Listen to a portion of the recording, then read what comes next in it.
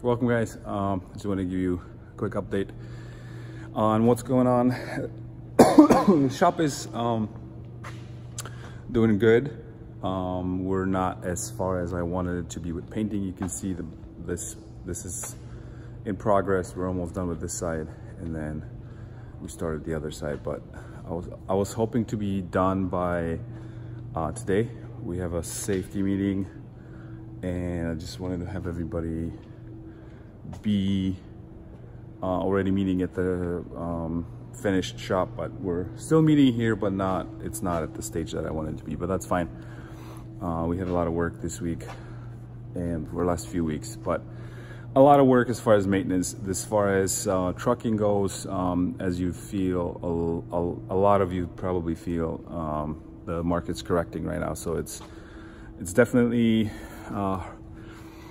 felt across the board, and you probably see rates going down and not a lot of work to go around. There's just a lot of trucks on the market, which I should probably do a video about that, what's happening. And so that's definitely putting all the decisions we've made, and I say we is me at the company and in general, if you're in trucking, all those decisions that we made are put into test right now. So do you control your cost? Do you control your fuel, maintenance?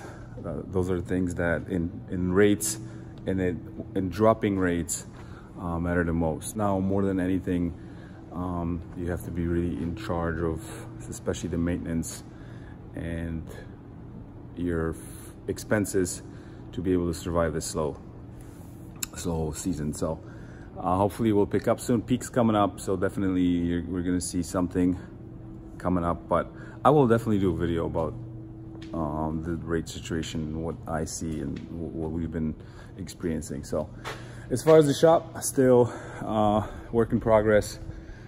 Need to find a transmission for this guy right here, but everything else is getting cleared out, and we'll be